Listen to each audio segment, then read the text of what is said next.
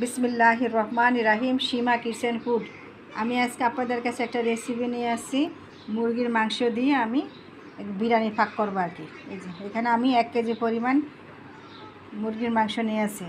আর এখানে আমি 2 কাপ পরিমাণ এখানে আমি এই যে পোলাও চাল নিয়েছি। এই যে আপনারা আমার ফুল ভিডিওটা দেখুন।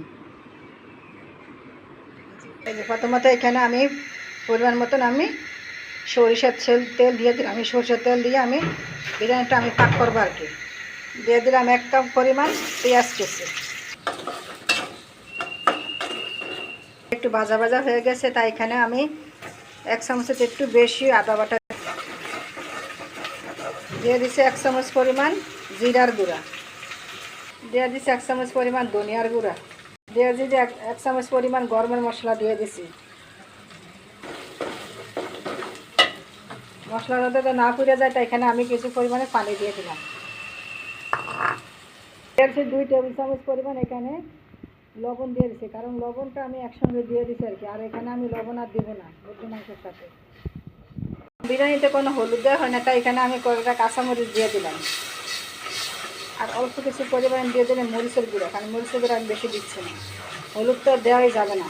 আমার মশলাটা কষানো হয়ে গেছে, তেলও ছেড়ে দিয়েছে, তাই এখন আমি এখানে এই যে মুরগির মাংসগুলো দিয়ে দিলাম। জামাটা কষানো হয়ে গেছে, তাই এখানে আমি এই যে 1/2 কাপ পরিমাণ এখানে আমি টক দই দিয়ে দিছি আর কি।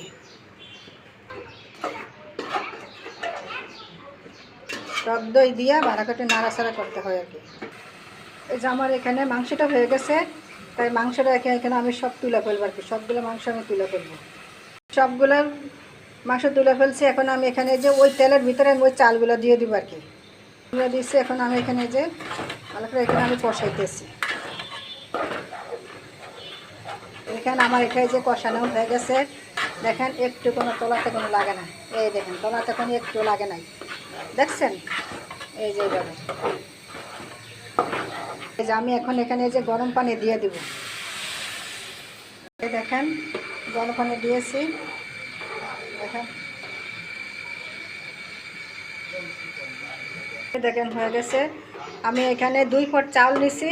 2 পট চালে আমি এখানে 3 পট পানি নিছি আর কি। প্রতি পটে 1.5 পট করে পানি। আর এখানে এই যে 4-5 চামচ পরিমাণ আমি এখানে দুধ দিয়ে দিছি। দুধ টলে এখানে আমি পাউডার দুধ দিছি আর কি, একটু পানি দিয়ে মিশিয়ে। আপনারা চাইলে এখানে গরুর দুধও দিতে পারেন, লিকুইডটা আর কি। এই দেখেন। আর এখানে আমি 1 চামচ পরিমাণ এখানে আমি কেওড়া জল দিয়ে দিলাম।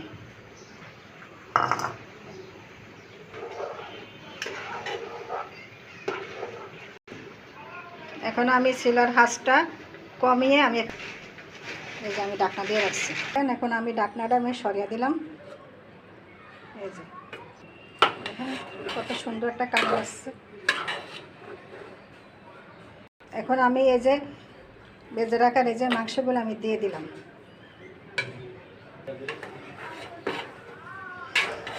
দেখেন কত সুন্দর একটা কালার চলে আসছে।